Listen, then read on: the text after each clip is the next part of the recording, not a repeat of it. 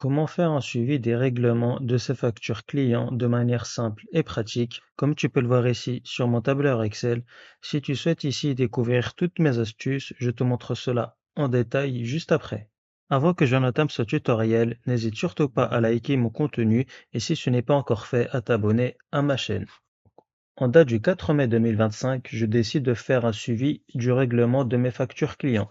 Pour cela, je vais ici dans un premier temps insérer des cases à cocher afin que je puisse valider tous les clients ayant réglé leur facture. Je vais donc aller dans Insertion, puis cases à cocher. Afin de mettre en valeur tous les clients ayant payé leur facture client, je vais appliquer une mise en forme conditionnelle. Je vais donc ici sélectionner l'intégralité de mon tableau. Mise en forme conditionnelle, nouvelle règle. Utiliser une formule pour déterminer pour quelle cellule le format sera appliqué. Et pour tous les clients ayant réglé leur facture, ça va être est égal. Et pour cela, je vais prendre en compte la première cellule au niveau de la colonne payée. Donc ça va être ici $, donc dollar pour verrouiller les colonnes. Et ça va être ici la cellule H5. Donc si $H5 est égal à vrai, donc la valeur sera égale à vrai quand la case sera cochée. Puis je vais sur la petite flèche, je vais aller dans Format, puis je sélectionne ici ce gris et je vais mettre une police d'écriture en gras italique avec un effet barré. Puis je fais OK, OK. Et si mon client Dupont Service aura réglé sa facture du 2 avril 2025, je n'aurai plus qu'à cocher la case et j'aurai bien la mise en forme conditionnelle d'appliquer sur ce client. Et si également Leblanc Industrie aura réglé sa facture en date du 8 avril 2025, je n'aurai plus qu'à cocher la case. Et on voit donc bien que toutes les factures clients ayant été réglées ont bien une mise en surbrillance en gris avec un effet barré. Donc ça met bien ici en valeur le fait que le client aura bien réglé leurs factures respectives.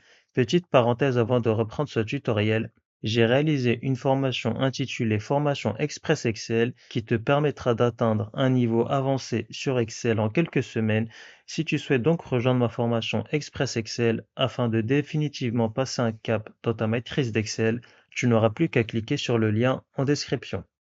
Ensuite, sur ce tableau, je vais ici retrouver tous les clients qui n'auront pas réglé leur facture dans le délai imparti. J'avais ici au préalable calculé la date d'échéance pour chacun de mes clients et je vais donc voir si au 4 mai 2025, certains clients n'auront pas réglé leur facture dans le délai imparti donc, et ça va donc concerner ici tous les clients qui n'auront pas réglé leur facture dont la date d'échéance est inférieure au 4 mai 2025 et je vais donc pour cela ici utiliser la fonction filtre, j'ouvre la parenthèse, et donc ça va être ici tout mon tableau naturellement, point virgule. Et donc pour retrouver ici les clients qui n'auront pas réglé leur facture dans le délai imparti, il y aura deux filtres à faire. Il faut que la date d'échéance soit inférieure à la date du jour et que le client n'aura pas réglé la facture. Donc ça va être ici entre parenthèses toute la plage au niveau de la date d'échéance qui devra être strictement inférieur à la date du jour. Je ferme la parenthèse, je mets un astérix car il y aura un deuxième filtre à effectuer et pour cela je vais donc ici retrouver les clients qui n'auront pas réglé leur facture. Donc j'ouvre la parenthèse, je sélectionne au niveau de la colonne payée qui devra être égale à faux et donc pour toutes les cases étant non cochées, la valeur sera égale à faux. Je ferme la parenthèse, point virgule, un résultat vide. Je ferme la parenthèse pour refermer ma fonction filtre. Et comme tu as pu le constater, je n'aurai pas besoin spécialement de l'intégralité des colonnes du tableau. Je vais pour cela précéder ma fonction filtre par ma fonction choisir colonne, car je n'aurai besoin que de certaines colonnes du tableau. Donc le premier argument, ça va être ici toute ma fonction filtre, point virgule. Et j'aurai donc besoin ici du nom du client, donc la deuxième colonne, point virgule. J'aurai également besoin du restant à payer, donc ça va être ici on a la troisième, la quatrième, la cinquième colonne. Et j'aurai également naturellement besoin de la sixième. Puis je ferme la parenthèse et je valide. Et j'aurai donc trois clients qui n'auront pas réglé leur facture dans le délai imparti. Martin Co qui avait une date d'échéance au 20 avril 2025. Bernard Solutions avec une date d'échéance au 30 avril. Et également Lefebvre Consulting avec également une date d'échéance au 30 avril 2025. Et donc, juste avant de calculer le nombre de jours de retard qu'auront ces clients quant au règlement de leur facture, je vais ici automatiser l'affichage des bordures dès qu'une ligne de facture client apparaîtra. Je vais donc aller dans une nouvelle fois mise en forme conditionnelle, nouvelle règle, utiliser une formule. Et donc, je vais ici prendre la première cellule de la première colonne, donc ici ça va être la cellule J5, donc est égal à $J5, donc toujours dollar pour verrouiller les colonnes, qui devra être différent d'un résultat vide. Donc ça signifiera ici qu'un client apparaîtra quant au non-règlement de sa facture dans le délai imparti. Puis je vais aller dans Format, je vais sélectionner Bordure et je clique sur Contour, je fais OK, OK. Et j'aurai donc bien ici l'affichage des bordures sur les clients n'ayant pas réglé leur facture dans le délai imparti. Et pour ici calculer le nombre de jours de retard de ces clients quant au règlement de leur facture, ça va être ici est égal. Donc je vais indiquer déjà une première condition, donc est égal à si. Donc si la date d'échéance est égale à un résultat vide, alors je voudrais un résultat vide afin d'éviter d'avoir des messages d'erreur sur les cellules juste en dessous. Et dans le cas contraire, donc ça va être ici la date du jour moins la date d'échéance. Je ferme la parenthèse, je valide. Juste avant de cliquer et glisser, je vais naturellement ici figer ma date du jour. F4 aux fonctions plus F4. Je valide et je clique et glisse. Et donc, Martin Co aura 14 jours de retard quant au règlement de sa facture, sur lequel il lui reste 980 € à régler. Quant à Bernard Solutions et Lefebvre Consulting, ils auront à eux deux 4 jours de retard quant au règlement de leur facture, avec respectivement 2600 € à régler et 1100 €. Et si Bernard Solutions finit par régler sa facture, donc je clique sur payer, et comme tu as pu le voir, Bernard Solutions n'apparaîtra plus sur le tableau des clients qui auront un retard dans le paiement de leur facture.